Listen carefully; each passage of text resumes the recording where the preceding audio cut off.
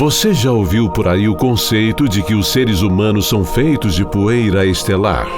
A teoria do pó da Terra é bastante popular e explica o nosso papel dentro do universo em que vivemos e como surgimos. E por coincidência, o próprio Carl Sagan já dizia em suas obras: o cosmos está dentro de nós. Nós, seres humanos, somos feitos de matéria estelar. Mas fica a pergunta: como esta poeira chegou ao nosso planeta? Contudo, é preciso ressaltar: Sagan disse matéria estelar. Apesar dessas palavras serem mais vagas que poeira estelar, de certa forma elas também são mais precisas e existe um bom motivo para essa sutil diferença ser tão importante. Por este motivo, é muito importante você assistir este vídeo até o final e compartilhar com seus amigos e redes sociais. Há quem consiga facilmente argumentar que somos feitos de poeira estelar. Afinal, 99% do corpo humano é composto por apenas 6 elementos: oxigênio, carbono, hidrogênio, nitrogênio, cálcio e fósforo. Cerca de 65% da nossa massa vem do oxigênio e 18,5% do carbono. Já o hidrogênio, por sua vez, representa 90% de todos os átomos e é o único elemento do corpo humano que não provém de processos ou eventos estelares. Então, para encontrarmos a origem desse elemento, precisamos voltar para o início do universo. Poucos minutos após o Big Bang, o cosmos estava experimentando algo chamado de nucleossíntese. O universo estava passando por uma expansão massiva. E à medida que crescia, também se tornava mais frio, ou frio o suficiente para que prótons, nêutrons surgissem. Contudo, o hidrogênio em sua forma mais simples é apenas um único próton. Logo, podemos concluir que quando os primeiros prótons apareceram no universo, o hidrogênio também estava lá. E quanto aos outros elementos?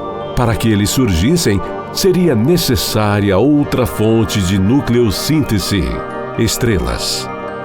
As estrelas criam elementos mais pesados que o hidrogênio e o hélio por fusão nuclear.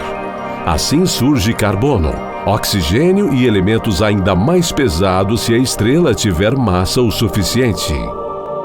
Quando a produção de energia acaba, as estrelas acabam colapsando e espalham esses elementos pelo universo à medida que explodem em uma supernova.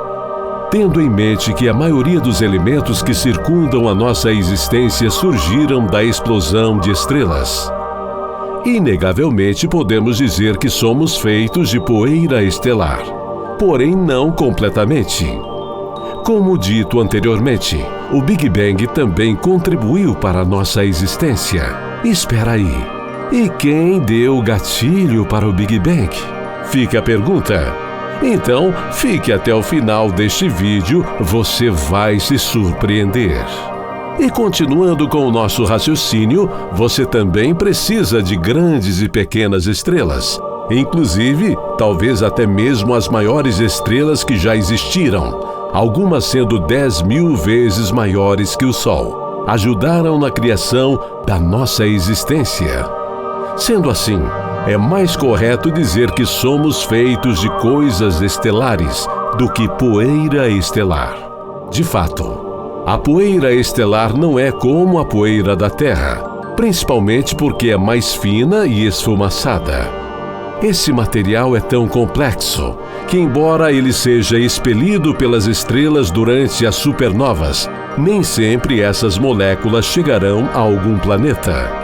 Além disso, estimativas apontam que as estrelas contribuem diretamente para apenas 6% de toda a poeira do universo que ajuda na criação de blocos de moléculas. Entretanto, nós somos parcialmente feitos de resquícios estelares, mas também somos uma combinação muito mais complexa de elementos que chegaram à Terra vindos de diversos outros fenômenos cósmicos tão impressionantes quanto. Conclusão: a ciência está constantemente evoluindo. aproximando-se de conclusões que, de certa forma, ecoam em narrativas antigas e se esquecem que nós, seres humanos ou terráqueos, somos parte do universo. O relato de Gênesis que afirma que o homem veio do pó da terra. Essa história antiga, escrita há milênios, faz sentido, já que a Bíblia tem vários relatos. E Jesus afirmou a Pilatos: meu reino não é deste mundo. E neste caso, a ciência moderna está indo diretamente ao encontro da narrativa bíblica. O que você achou deste assunto? Faça seu comentário.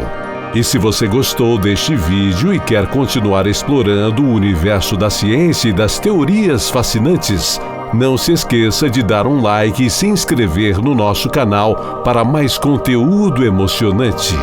Obrigado por assistir até aqui e até a próxima!